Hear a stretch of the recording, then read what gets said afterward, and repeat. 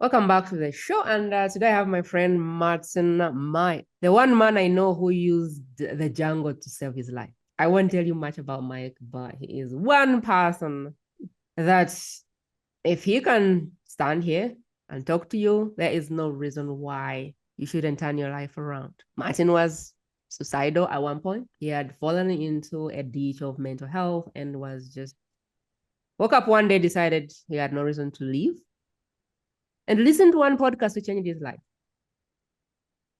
He's used the wilderness, the jungle, the everything you see around Martin is his medicine. He's used that to change his life, to literally turn his life around. And today we're going to be speaking about a man who is testament that it's never too late for anybody. You're not late to the party. If you're someone that has struggled with mental health, are struggling with mental health, feels a lot of stigma around mental health. Martin is the kind of guy who's created space to normalize mental health. And what I want you to do is I want you to pause and I want you to pick somebody that is battling with mental health right now. And I want you to invite them into this conversation by sharing this episode with them in their private space. Because this is the one guest that is going to lift you up if you're struggling with mental health right now and you do not know what to do with your life. Martin, welcome to the show. Do you prefer to be called Martin or Mike? I prefer Mike, and thank you for inviting me back for this amazing conversation. You make me sound so I don't know, so amazing based off of just a simple experience that I've lived and learned how to craft a way to be comfortable within the environment. Hmm. You are a special person because a lot of people have lost their lives to suicide, but you were able to say, no, I deserve better. And now you're using your life as a vessel to help others find hope. And that's a big deal to me. It's a big deal. It's a big deal. Tell Well, us, I appreciate that.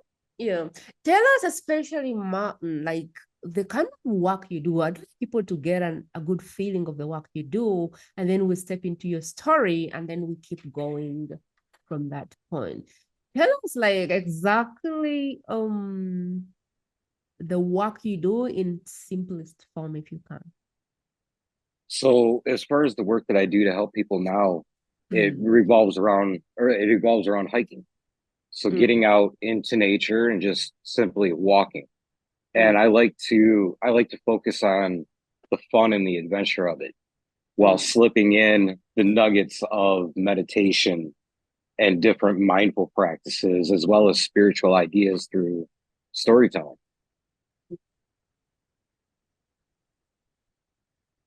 But it's beyond that. Tell us about tell me about the space, the podcast and what it does. Because I want the listener to really get a good feel of the scope of work that you're involved in.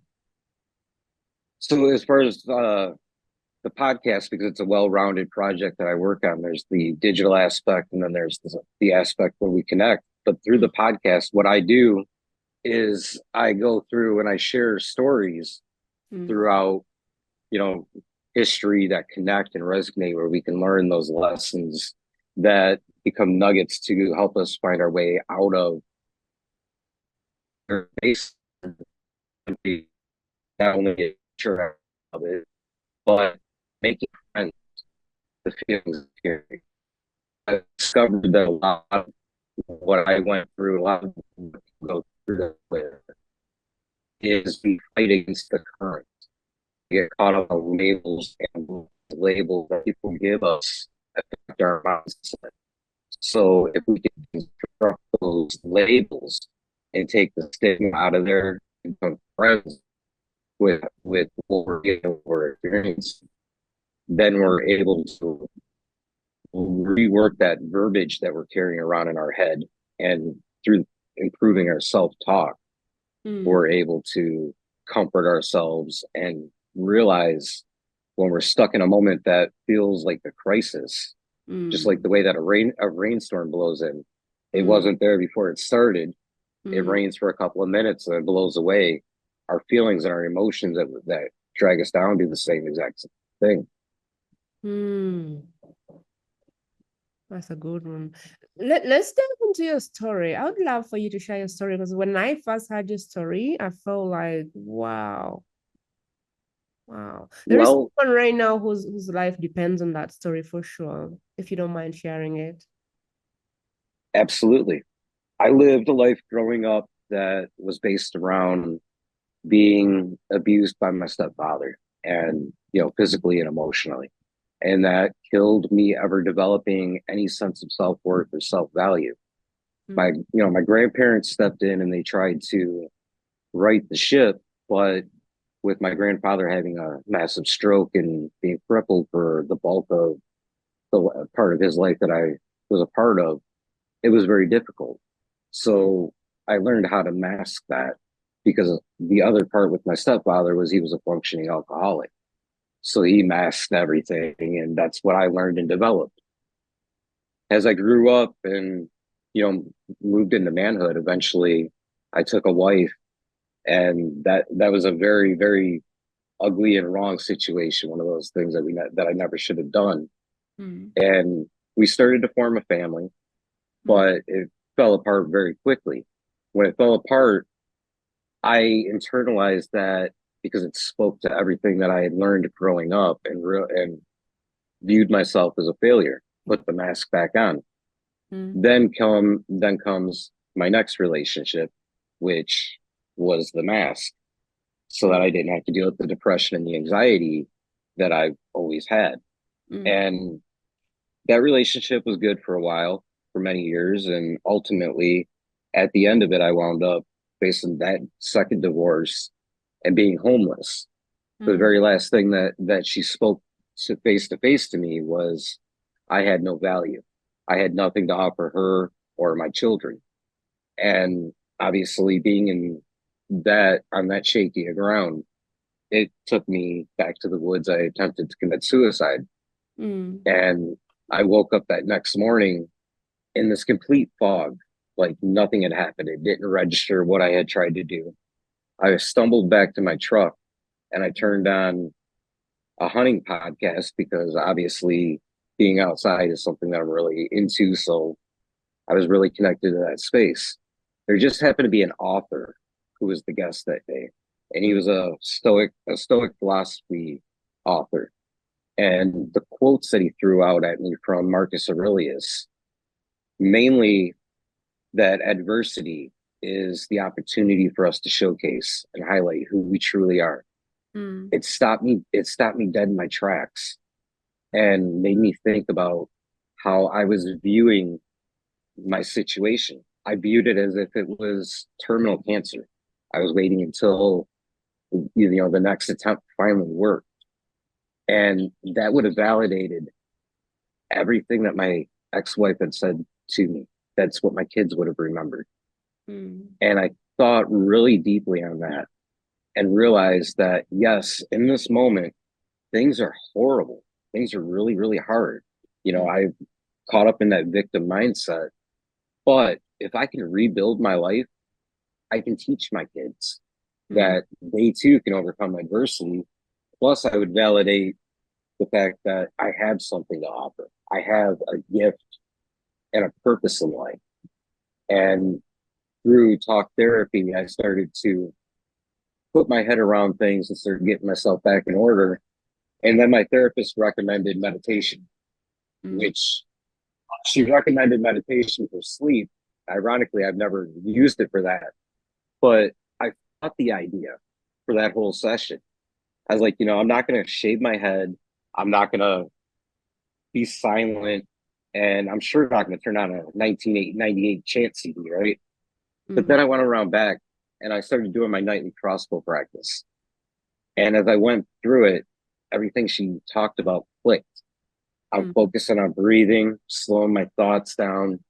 I'm feeling more empowered and in control. So then from there, it was a matter of I'm doing this in a public, not public, but a private space in, the everyday world. People are going to look at me. People are going to make fun of me about it, whatever. because there's so much hoo-ha around meditation. So the wilderness to me is the safest place in the world. There's no stories, and there's so much to see and observe and learn that I went out one day on a hike. I sat down and I did that, and that was what ultimately became Project Mindfully Outdoors, and really my purpose and my gift that I love to share with people and celebrate is discovering that self-worth and that self-value by taking the time to slow down in a safe environment and connect with yourself and befriend how you feel. There's an irony to this outdoor part of it, because as a sportsman, there's a lot of isolation out here. But a lot of us, including myself, are afraid to sit alone because we're afraid of what's going to come up. You know, it gets back to that fighting the current of things. And when you get out into a safe space and you sit down and you sit alone with yourself, you're able to befriend all these things, as I keep mentioning. And there's a great story that I've kind of crafted out of things when it comes to looking at depression and seeing it as a person or as a feeling and validating it. You know, the way that it's run my life for so long, it knocked on the door one day and it walked in, and I never realized the way that it was dictating everything around me. And then it left without even a goodbye or a thank you. Come back a couple of weeks later, and it brought some groceries with it. And stormed past me, put those groceries in my kitchen, took the things that I enjoyed out and told me what I was going to start eating, turned around and left. And then a few weeks later, depression returned to my door, pushed his way in with a suitcase, took all my camouflage clothes out of my closet, replaced it with his clothes. And finally it clicked. I sat down at the table, poured a cup of coffee, and I said, you know, depression, we got to have a talk. And depression sat down, and I looked at him and I said, you know, I understand that you're here. I understand that you need to come here. However, we can no longer play by your rules. From now on, when your visits, they'll be on my terms. But you're welcome to come back. And with that, depression looked at me and he said, I'm proud of you. I looked back in shock. I was like, you know, you're proud of me. And he said, yeah, you finally found the courage inside to stand up to me. And then he got up and he left. And of course, he still comes back to this day at times, sits down, has a cup of coffee. Maybe he'll help me even write an article. But the point is, I learned how to befriend him instead of fight him. And those are the things that, as we move through life and we're trying to get out of these dark times, if we focus on that idea of friendship and understanding that it's there, that we're able to find the safety within to propel ourselves out of that environment. Wow. I love the depression story because isn't it so true? You can really let it run the show, drive the car, be in the suitcase, make all the decisions, and you can just be in the corner panicking.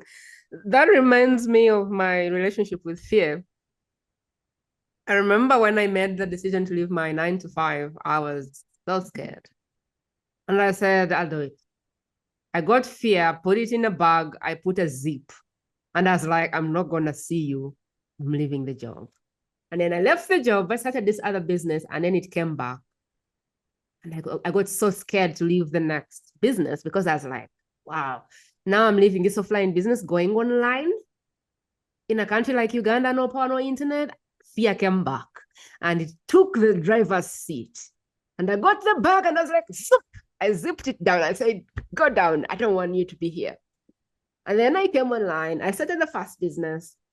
That business was successful, multiple 6 figures. And then fear was like, zoom. And I was like, okay, what do I do with this fear? I am tired of playing these monkey games. So I said, from now onwards, you and I are going to be together. You sit here, I sit here, we're going. And so every time now when I make a decision, it's more like fear. I know you're going to creep around. So come, let's just discuss this. I am going here and there's nothing you're going to say that is going to stop me. But you're welcome to come and watch the show. And since then, I feel like I make decisions without being strangled by fear because I'm like, let's go. And so I love your story about depression because I feel like the enemy needs to know that you're not allowing it permission anymore, like anymore. I really love that man. Like, let's go to if I was in a place where depression or stress or anxiety, whatever the feeling was, if it was running my show and I was like, you know what, I need to work out something. Can't keep living like this. And I was listening to this podcast for hope.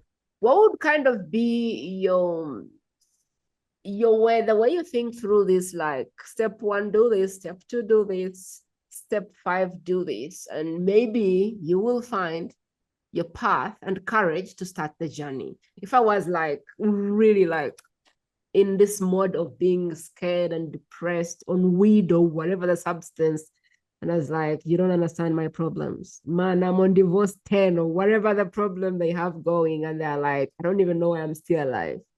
What could be like the process you would hand them to kind of help them start the journey? So I think in the idea of befriending and accepting those emotions and those feelings, there's one of the most, like, I think one of the most powerful statements and pieces of advice I ever got through talk therapy was just the simple phrase, you don't need to know. You know, we all want the answers. We all want to know that things are going to be okay before we step into something and even trying to get out of the ruts that we're in.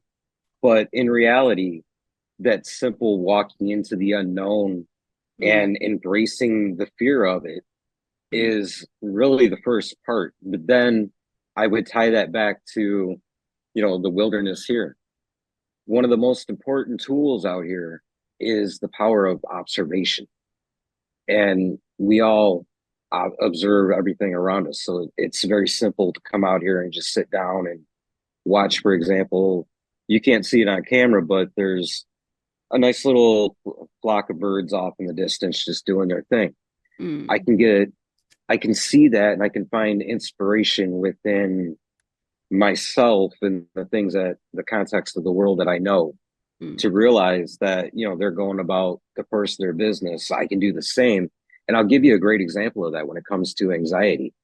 A few years back, on specifically on November 15th, and I know the date, you know, off the top of my head because that's the peak of the deer rut or the deer breeding season. And that's the day that we all get out and we try to hunt and, you know, collect a beautiful a beautiful deer or whatever. And I've got a rule that I hold myself to whenever I'm out hunting is because I chase the connection in the story more than I chase the animal. I have to have seen this animal before I'll draw on it. And this beautiful, now let me paint the picture real quick too, because this is kind of important, is the fact that on that specific day, it was extremely cold, you know, single degree weather, and there was a blizzard going on. And this beautiful buck come through I'd never seen before. And it was probably about 12, 11:30, 12 in the morning. And I'm standing there watching them, knowing that I've never seen them before. So I'm not going to draw on them. I think to myself, I call myself a hunter. Why am I not taking care of business right now? Then it hit me with the things that have been that I've been struggling with in my heart, namely anxiety. And I started to watch who I named this deer that I named Longhorn, and he was moving and functioning, making all kinds of mistakes that would have gotten him killed. But in the back, because he had a mission to do, you know, he had to further his species. And in reality, he was doing that not just completely careless. He was doing that with the confidence, knowing that he has the tools and the abilities to get himself out of trouble so should it arise. And I thought about that for a long time while I stood there and watched him, realizing that, yeah, in our world, it's not a matter of life and death. But when those panic attacks and that anxiety really flare up, that's what it feels like. Mm, So if Longhorn can go about his mission and not let these things get in the way, it's within me and it's within all of us mm, to do exactly that because the context is different. There is still safety within going into the unknown mm, that, the anxiety really makes you stop and think about, but you can still do it. And mm, that's one of the things that I really emphasize on when I'm working with somebody that's struggling is I take them out because everybody loves to see an animal mm, and we just observe the behaviors and we look at that in a context where we can apply our journey and the things that we're going through to see a physical representation of that. mm. So the first step is go out in the wilderness. So someone is feeling really bad about where they are and they're like, I don't know what to do, or I don't even know why I'm alive.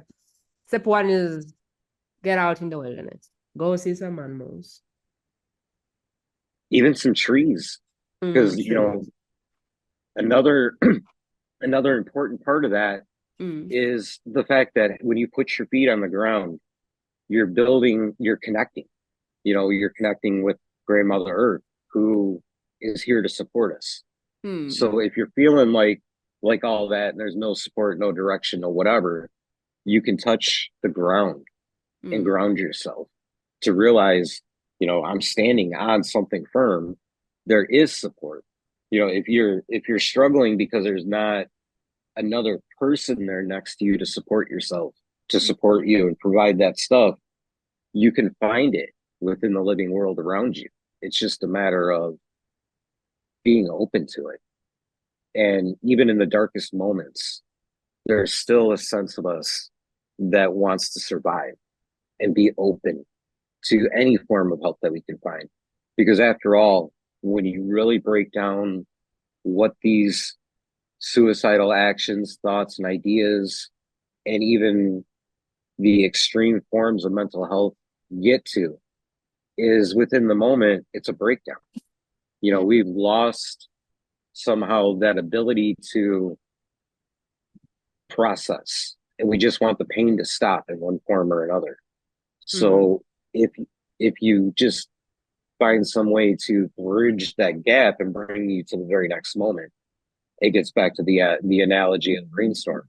It blows in and blows out. Finding that connection in some shape or form is one of those fundamental keys in order to finding your way to that next moment. mm. So the first thing is find something to connect to. And nature is one of those places where there's a lot of safety, a lot of things we can connect to, even though we may not have anybody supporting us. I'm kind of trying to go through like your process of helping people come from maybe a place of anxiety, finding their meaning and stepping into that. And I'm thinking that step one is it, or because I'm wanting us to build on and kind of step one is this, step two is this, step three is this. Okay, so because I do a lot of my work based around meditation. So Mm, it's the act of sitting still and, so on and so forth is what most people recognize as meditation and being able to build that grounding connection. There's mm, also the hiking aspect, which really focuses on another art of meditation, which is called walking meditation. mm, And a lot of the feedback that I get when I bring this up through the course of, say, the first leg of a hike mm, is I never considered the fact that the way my brain is going, the more that I walk, the more that I start to feel even the movements within my body, your mm, brain starts to slow down and you start to be able to gain more control of it. So whether it's a hiking trail or it's simply walking around the block of your local community, getting out there and walking brings you back to that connection. And inevitably, what we're doing here is we're working through a circle, we're working through a cycle. Because as you walk more and more, you inevitably physically begin to get tired. Your brain starts to slow down. You're able to sit down.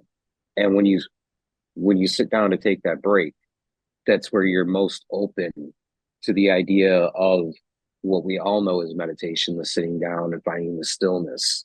Mm. And that's where things become a little bit easier for us to process, where we can touch those feelings, we can examine them, we can connect, and ultimately get back to the idea of making friends with them.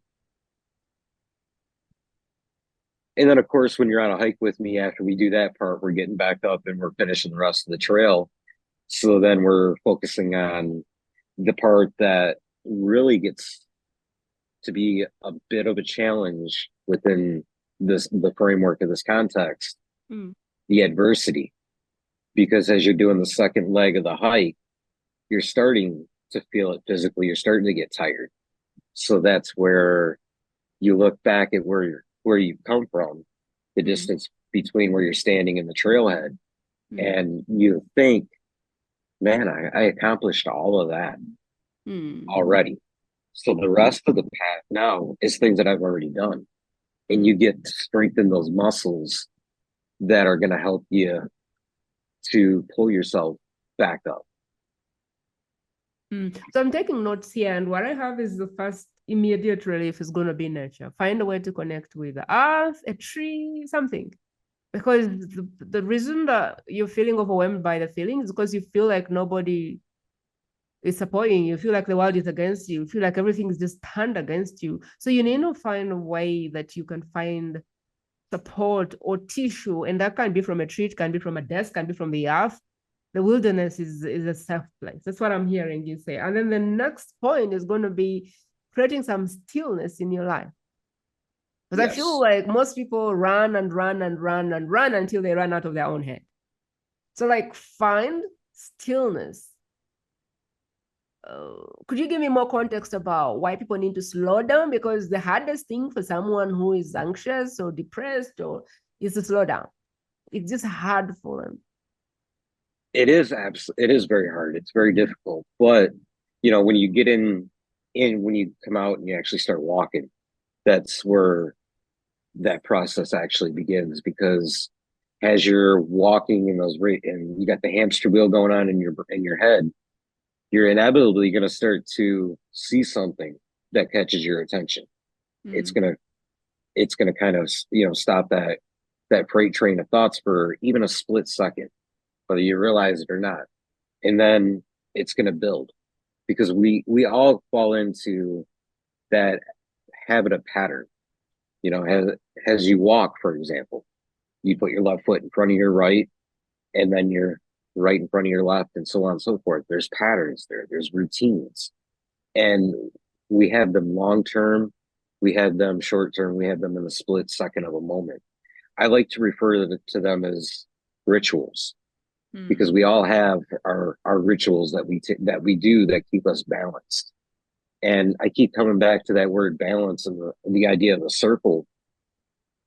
You can see all of that in the living world around you. 9 times out of 10, that's where that first roadblock for that freight train comes up, is just seeing or feeling the wind on your face. But when you're opening yourself up more and more along your walk or your hike, that wind then becomes feeling grandfather's son's rays beating down on you. You feel the warmth. You start to build this sense of comfort within yourself, Mm. and it carries you along. And then you see the next thing, and so on and so forth. And then, then you get to a point where you're tired, you want to sit down, you start bringing that stillness in. Then Mm. you finish your walk. Mm. But then the next step of the puzzle is to pull out a journal when you get Mm. home, Mm. because what we're trying to do here is, with the meditation and with the walking, the hiking, all these things, we're trying Mm. to build the bridge that takes you over the river that's impeding you from the point you're at now to reaching the point of comfort and safety. And Mm. then when you get to that comfort and safety is where you get the opportunity to look back at everything that you just felt, everything that you just experienced, and reflect on it in a way that you hold it up for a review, and you can understand how you got there, how you felt at the moment, how you got through it, and then you start to reinforce with yourself the fact that you had the ability. You start to bring that out. And ultimately, that's where the goal lies that we're trying to get you to is understanding that these tools that we're talking about are within each and every one of us. Mm. And the reason that that becomes so fundamental to point out is Mm. the fact that, when we get back into those dark moments, we forget. We simply forget that that idea and those tools are there. We look at everybody else and say, man, they've got a great life. Everything for them is perfect. So we get even lower. But if you take that time and you go through that process, and especially with the journaling part of it, Mm. you're able to remember and recall that, all these things I see somebody else having and doing, man, they're inside of me as well. And it Mm. gets back to that self-worth and that self-value, which is the other thing that I spend a lot of time with when I have somebody out, in the field with me, is I will actually teach them the survival skills that it takes, building a shelter, building a fire, getting these supplies, foraging, finding water, all that stuff. And it's not so much about the fact that I look at them and say, when I'm done with you, you're going to be able to go on one of those reality survival shows and, you know, and just show off and be amazing. Mm. If that's what happens, that's great. However, what I'm getting at is I'm putting, for example, a hatchet in your hand, teaching you how to do the work with that, because there's a sense of mastery that comes with that. And Mm. that sense of mastery is something that we all require on a daily basis. So if you were to take whatever it is that you do and that you enjoy Mm. and do it just one, for a minute a day, Mm. so, and whether you achieve something huge or you achieve something small, you're Mm. still getting to exercise that skill and feel that sense of mastery. And these are the kind of things that help me personally to pull myself out of that and uncover my self-worth, my self-value, and even led me onto what my purpose in life is, which is another part that we struggle on when we get into those dark spaces. There's no purpose.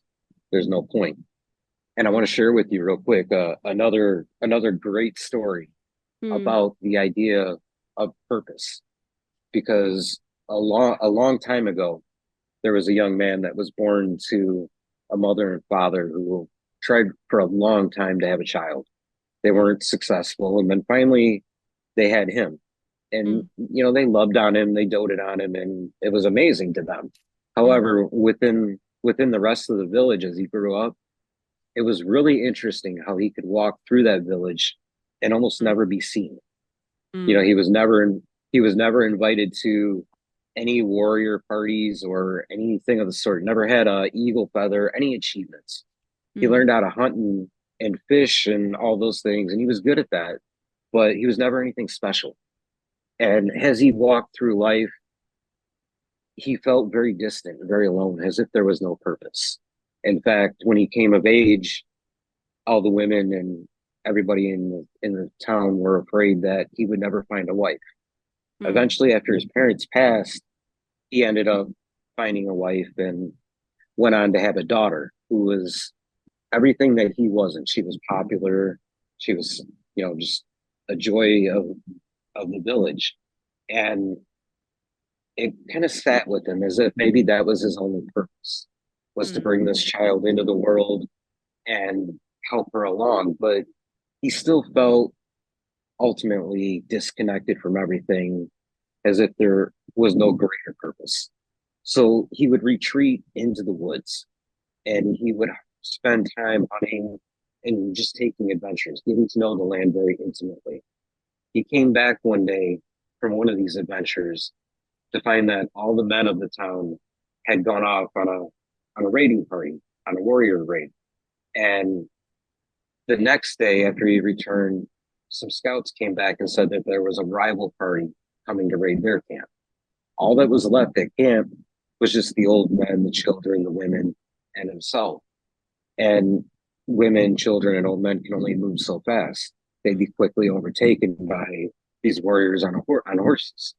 So he spoke up and he talked about this trail that only he had found and only he knew, which was no more than a day away, and they would be safe there. They could climb up to the top of the blue and be okay. So they talked about it and they decided to follow his advice. And they made it up to the top of this hill. And when the warrior party caught up with them, they couldn't climb up the hill and they ultimately gave up.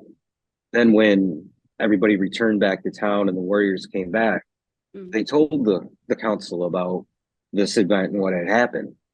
And through that, they ended up honoring him with a new name. His name became Good Trail because he knew all the good trails. His life had taken that good turn.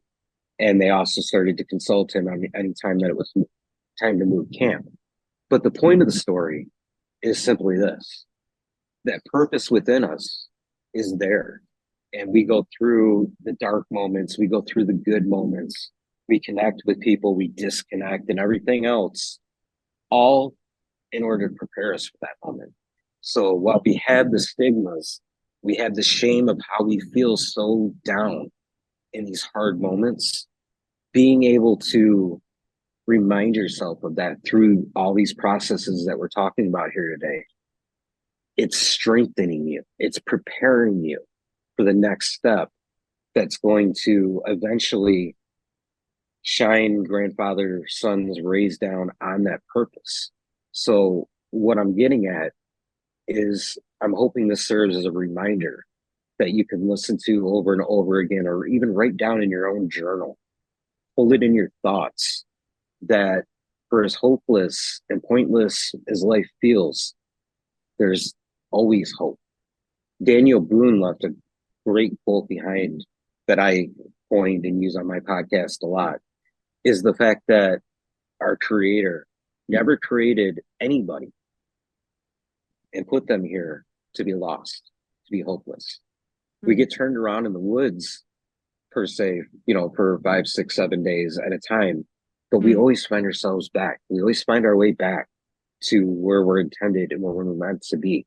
So if you're struggling right now, it's important to hold it within your heart that you're meant to go through this for a reason. It's not just some random thing that blows in. It's strengthening you. It's okay. Allow yourself some grace and allow yourself that space to find the stillness. Get those sort of connections and whatever it is that makes you feel comfortable. And then look back and reflect on it and honor it, celebrate, because you're going to move forward. And when you look back, you're going to say, I got through that, and pat yourself on the back. And that brings out that pride, that mastery, those outside the box sort of thoughts. I like how you're saying this, because I feel like the more things we get ourselves to go through, the more resilience we build, and the more comfortable we are that we will be okay. I feel like when someone is easily depressed, it's mainly coming from the fear of the unknown, or they think they're gonna die, or they think something is gonna happen that is terribly bad. And so I like what you said about the survivor skills, because I feel like once you understand that you can go through problems, then no matter how big the problem comes, there's a part of you that will be like, I got this. And going back to how we really help people, I like the intention behind the journey, because first, like, you have to get out of your head and go somewhere. So the wilderness, like, get out of the city, get out of all of the noise, get out of everyone who's telling you to do something, maybe even leave the phone behind and go in the wilderness. No judgment, no nothing. Find a connection outside of yourself, or even inside of yourself, really. And then stillness, which is more like I like the part of stillness because a lot of problems come when you just look on the outside. And I'm bouncing back to you what I'm peeking because I want you to tell me what I've missed out. Stillness is more like, Well, you know, it's more like the ability to look on the inside a little bit of being with yourself and realizing that it's safe and okay. It's not as bad. Nothing is gonna show up and swallow you. Like it's you, like it's gonna be all right. And I love the journaling because like you need to get stuff out of your head onto paper so you can read it and kind of say, like, really? Like, does this make sense? And then the hiking is more like, let's get into some of the unknown and see if you die. I like that because then you went up there, you're still alive. So therefore, your brain is saying, yeah, it's not as bad as you think. And then, of course, the skills and stuff. I am wanting to understand what did I leave out because I'm imagining someone who's depressed today and they've been in bed for, I don't know, a week, a month, and they're using this to go, okay, I'm going to the wilderness. I'm going to start this journey. I am going to follow Mike. I'm going to start this. Is there anything I've left out as far as what they can expect of the experience when they come and start listening to your space, of being in your space, or when they take step one? What am I missing there in as far as what's available in the back end for people? Backpack, mountain, something. Give me a little bit of that. okay, so I think you recapped it beautifully and you caught everything with the stillness and everything up to where we're at in a beautiful context. Now, the inspiration part, because we've talked so much about the dynamic.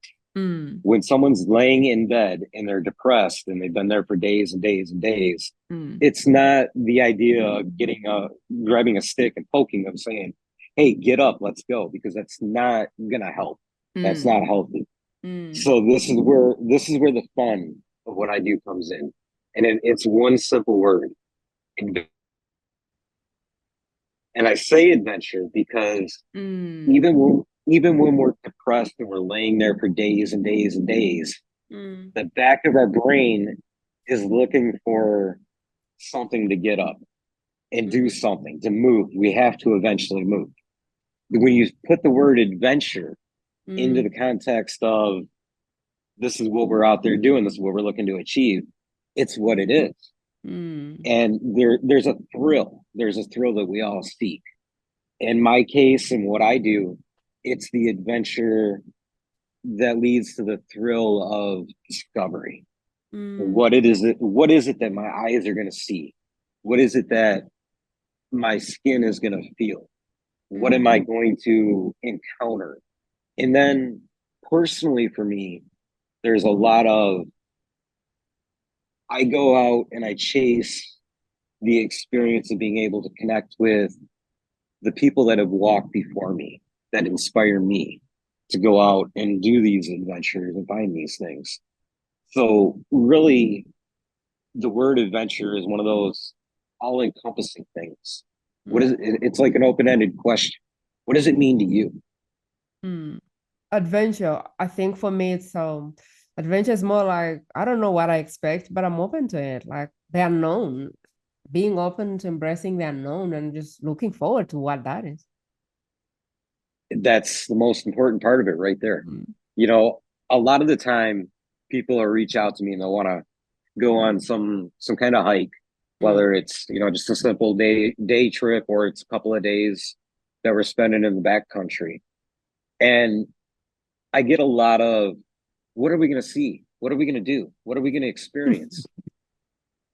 And the answer that I give them is simple. We're going to see a beaten dirt path and we're going to go out there and we're going to walk,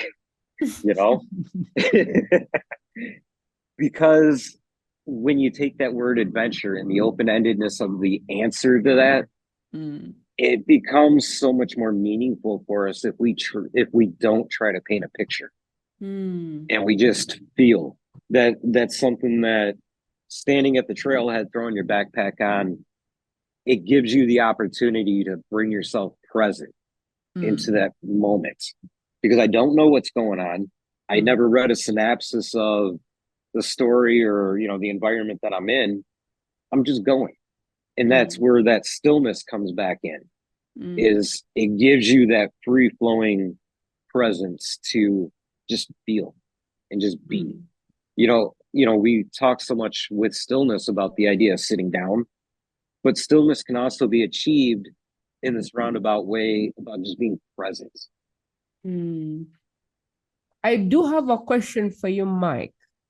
There's two people I feel we could serve in this conversation. One is looking for adventure and they're just tired of their situation. They're like, you know what? I'm just tired of feeling sorry for myself. I am tired of being depressed. I am tired of being here on a drug, whatever the thing is. And they're like, I'm looking for adventure, which is definitely gonna be everything you're doing. But what about the person who is drowned in feelings of unworthiness, has just lost something that meant everything to them, and now is stuck in the feeling of my father told me I was worthless, or my wife told me I was, like, someone who is like lost sense of why they should wake up. How can we solve them? I feel like they need something different. I don't know if it's inspiration or something to hold on, but I feel like they need a reason to get out of bed, which is not adventure, because I don't know that their head is thinking adventure. Their head is thinking, I'm done. How can we serve that person who is stuck in bed and has been smoking a pipe for 2 weeks? In a roundabout way, I feel like you were speaking to me about 5 or 6 years ago, because it was that terminal aspect of it. And to that, I would say, even though you're coping with your current situation and you're hoping deep down inside, beyond all shadow of nothing's going to ever change, I feel worthless, it's still there. So the fact that you're alive is value. There is a value. There is a word, because you're here. You only get one go around. And if you look at the idea that a lot of people like to hang their head on, is we're all the same. It doesn't matter if I'm here, if I'm not. It does matter that you're here.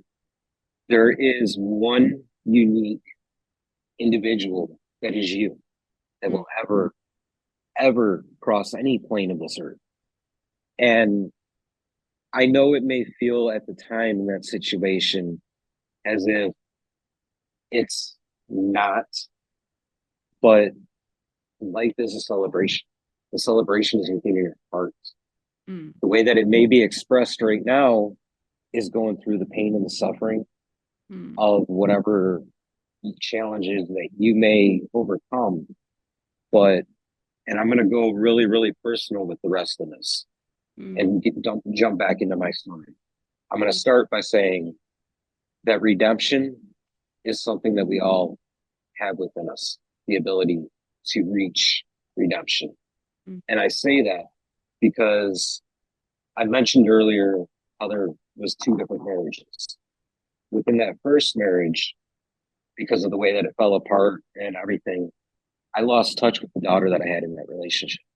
And unfortunately, I was not a part of her life for about 10 years. Whereas I did the work to improve myself following the end of that second divorce and all that mess. I reached out. I found her. And I built a relationship with her. So if you're sitting in a position where you feel like you can't do any better than where you're at, you absolutely can. And the reason that I say that is because even the breath that you just inhaled while I said that impacts somebody. It impacts yourself. And if you just simply throw the sheet off, sit up, put your shoes on when you're ready, and take that step, you're going to leave a lasting impression. That lasting impression is going to bring that self-worth and that self-value that nobody else ever gave you the opportunity to discover, it's going to bring it out. It's going to allow you to find it because it's there within your heart. Tell me more about how the listener can find you, get on the podcast, get in your world, and begin seeking some nice information instead of watching the news and feeling like a culprit or a mistake in life. Where can they begin to adventure your world where these mental illnesses are normalized and their everyday experiences that other people are going through and thriving? So, because of my experience and firsthand, knowledge of how difficult and confusing things can be when you're stuck in that moment. And since my message is and work is so heartfelt, just based on the fact of putting it out there, I digitally at projectmindfully where you can reach everything else that I do.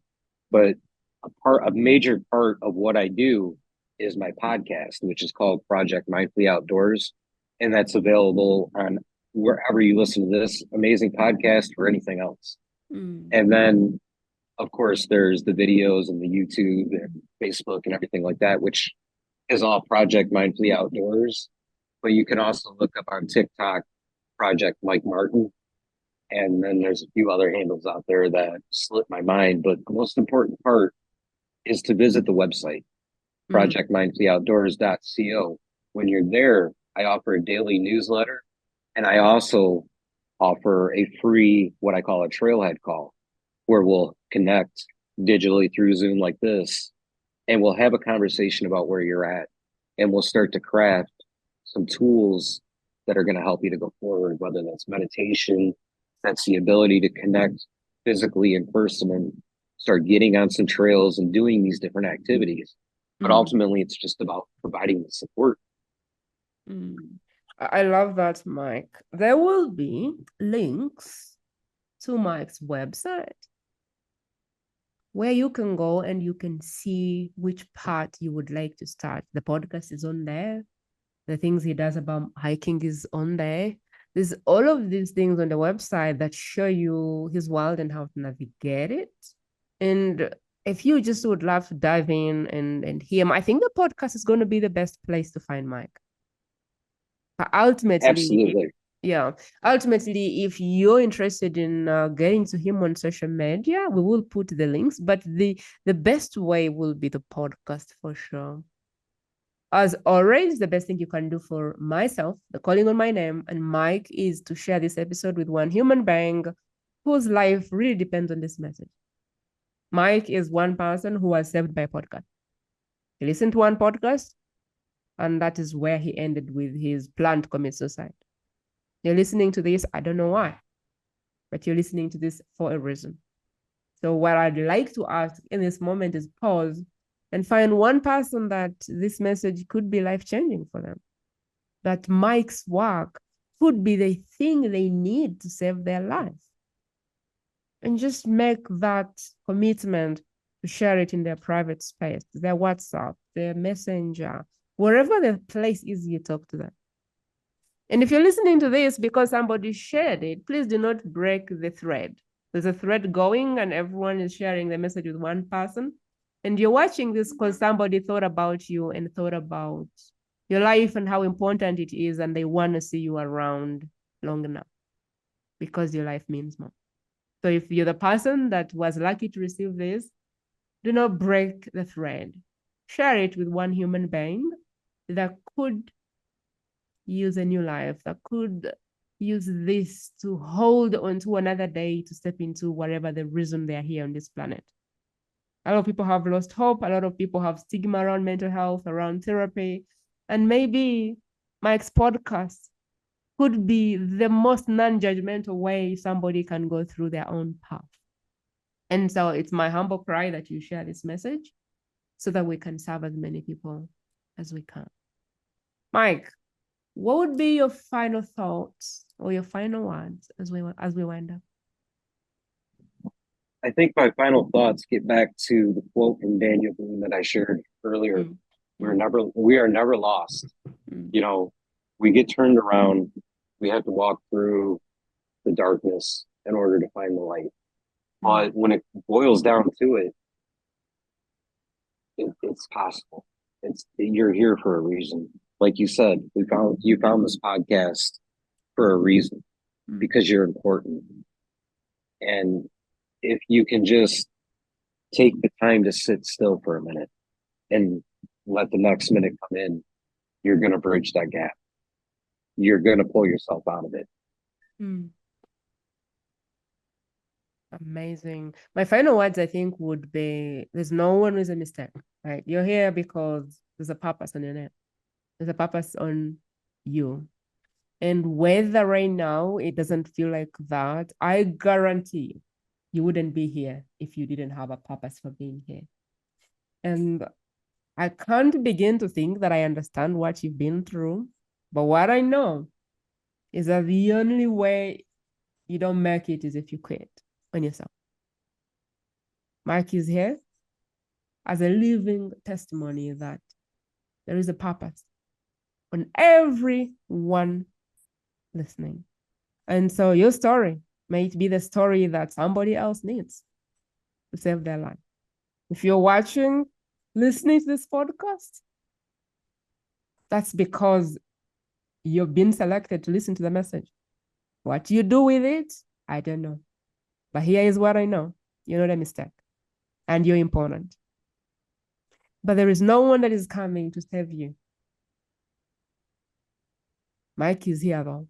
He's traveled the path. And if you want someone to hold your hand, he's there. But even him won't do the work for you. There's really no one who's coming to save you. And so if you would love to move forward and do something about your situation, you do not need permission. You do not need proof. You do not need to even feel good about yourself. No one needs to come and tell you you're amazing because I am telling you that you're amazing. Maybe no one has ever told you that you're important. Maybe nobody has ever told you that your life matters. Maybe I'm the only person who is telling you there's a purpose in your life. And I don't know why I'm saying that, but I find myself saying that.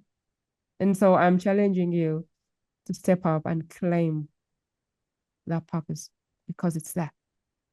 But my friend, it's going to take you to get out of bed, brush your teeth, and get at it. I appreciate you hanging out today. I hope this has served you. And I'll talk to you very soon with yet another episode. Mike, thank you so much for being in the community today. We appreciate your message and your wisdom. Well, thank you for celebrating my journey and my work with me. I greatly appreciate it. Before you let me go, though, I have to commend you on the beautiful message and the beautiful work that you're doing. I think it's absolutely amazing. As we've shared these conversations back and forth, I can tell the authenticity behind what you're doing. And that is so amazing. So keep up the great work. And we may never hear about the impact that this conversation has on somebody, but just like I shared about my experience and my journey, it happens. And it's about putting that positive energy out there. So keep up that beautiful work. And I look forward to the next time that we meet. It may not be in this life, it may be in the next, but someday soon we'll meet again. Thank you, Mike. I feel humbled and honored. That is it, my friend. To listen to more exclusive interviews like this one, simply go to the World's Best Kept Secret podcast.com and select interviews based on preferred topic.